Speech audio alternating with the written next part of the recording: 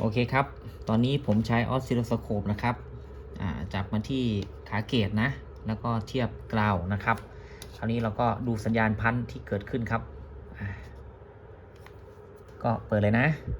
3 2 1ปึ้งเข้าไปเนี่ยสัญญาณพันออกมาแล้วนะครับ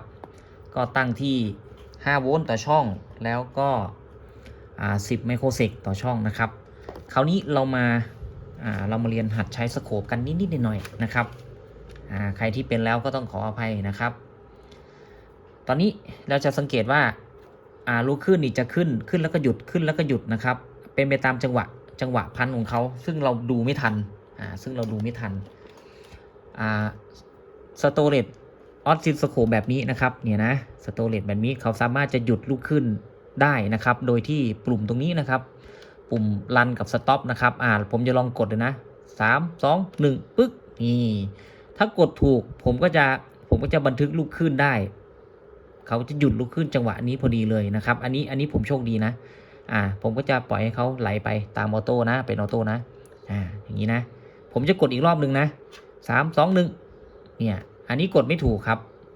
กดไม่ถูกนะ3 2 1อันนี้ก็กดไม่ถูกอีกเมื่อกี้จังหวะแรกกดดีมากเลยนะครับ3 2 1นี่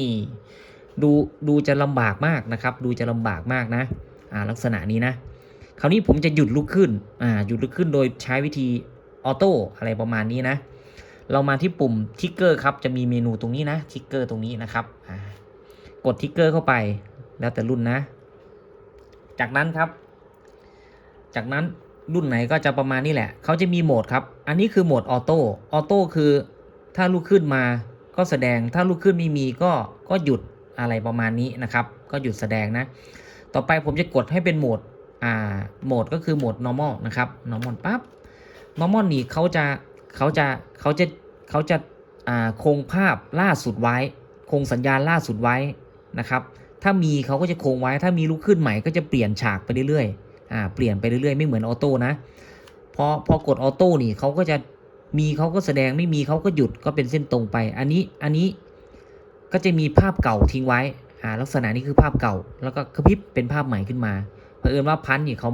มาจังหวะเดียวของเขาก็เลยเหมือนกับไม่ได้เปลี่ยนภาพอะไรนะครับประมาณนี้นะต่อมาครับโหมดที่2โหมดที่3ก็คือโหมดซิงเกิลนะครับซิงเกิลนี่คือเขาจะหยุดออโต้อัตโนมัติไว้เลยเนี่ยลักษณะนี้นะครับลักษณะนี้นะเราก็กดปึ๊ดเข้าไปพอจังหวะมีปั๊บเขาก็จะขึ้นมาลักษณะนี้อันนี้คือเขาหยุดเขาล็อกไว้ให้เรานะครับกดใหม่กดไม่เอาแล้วนะไม่สต็อปแล้วปึ๊ดเข้าไปปึ๊ดจังหวะก็จะขึ้นมาลักษณะนี้นะครับจังหวะนี้เดี๋ยวผมจะอธิบายให้ฟังใหม่ตอนนี้ผมปิดออสซิลโลสโคปแล้วนะปิดบอร์ดตรงนี้นะครับปิดบอร์ดตรงนี้เดี๋ยวผมกดมาที่ออโต้ก่อนกดออโต้แล้วกดอย่างนี้อันนี้คือออโต้มีขึ้นมาสัญญาณมาแล้วก็ดับมาแล้วก็ดับมาแล้วก็ดับผมปิดไฟแล้วอันนี้ไฟเขาเก็บไว้ที่คาปาซิเตอร์เดี๋ยวผมจะเคลียร์นะจะเคลียร์ไว้เนี่ยเคลียร์แล้วนะเนี่ยเคลียร์แล้วสัญญาณหายแล้วนะครับสัญญาณหายแล้วนะผมจะกดมาที่ normal ก็จะคงภาพอันเดิมล่าสุดไว้เนี่ยคงไว้อันนี้ล็อกแล้วนะครับจากนั้นผมไปที่ตัวซิงเกิลนี่เราสังเกตว่าสโคปนี่ยังจะไม่มีพลาดไปแล้วเราจะสังเกตว่าสโคปนี่ยังไม่มีสัญญาณเข้ามาในสโคปเลยนะครับเมื่อไหร่ที่จังหวะสัญญาณแรกวิ่งตึ้งเข้ามาสโคปเขาจะล็อกไว้เลยอัตโนมัติครับอย่างเช่นผมจะเปิดสวิตช์พอเปิดสวิตช์เสร็จเนี่ยเราจะเห็นว่าจะมีแรงดันที่กระชากเข้ามาเขาเรียกว่าอาจจะเป็นทานเชียนเป็นอะไรเงี้ยที่กระชากปึ้งเข้ามาลองดูนะครับเขาจะล็อกอัตโนมัติจังหวะแรกที่เขาพบขึ้นนะผมจะเปิดสวิตช์นะ3 2 1ปึ๊กเนี่ยครับจังหวะแรกที่พันขึ้นมาเราก็จะใช้การล็อกอย่างนี้ได้นะครับถ้าครั้งแรกแล้วถ้าจะเป็นสัญญาณรบกวนเขาก็จะล็อกสัญญาณรบกวนอัตโนมัติไว้อย่างนี้เลยนะครับผมกด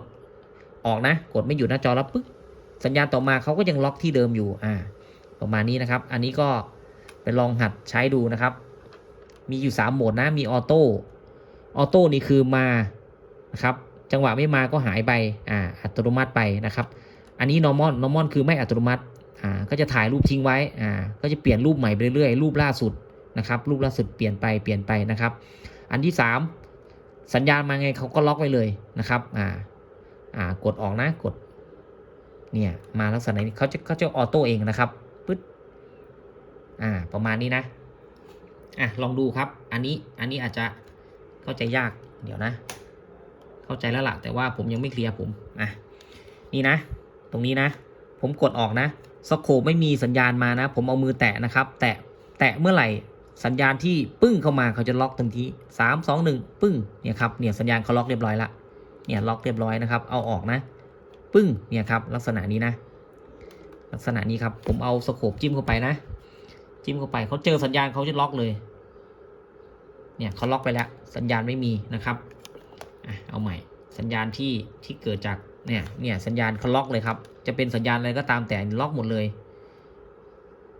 เนี่ยล็อกแล้วครับล็อกสัญญาณละประมาณนี้นะก็โอเคผมเปลี่ยนตัวนี้เข้าไปแล้วเรียบร้อยนะครับเปลี่ยนซีเนอร์เข้าไปแล้วนะครับผมไล่ดูแล้วซีเนอร์ไม่ได้ต่ออยู่ที่ขาเกตเลยครับแต่เขาทำหน้าที่อะไรยังไล่ไม่ถูกเลยนะก็ไม่เป็นไรเราก็ใส่ซีเนอร์ 5.1 โวลต์เข้าไปผมไปค้นในเว็บได้นะครับเดี๋ยวลองดูใส่มอสเฟตเข้าไประเบิดแล้วก็ถ้าระเบิดอีกก็น่าจะแถวนี้แหละครับแล้วก็ลองดูอีกทีนึงก่อนนะอาจจะเป็นยังไงแต่เท่าที่ซ่อมมาอย่างนี้ก็เคลียร์แล้วนะครับโอเคครับ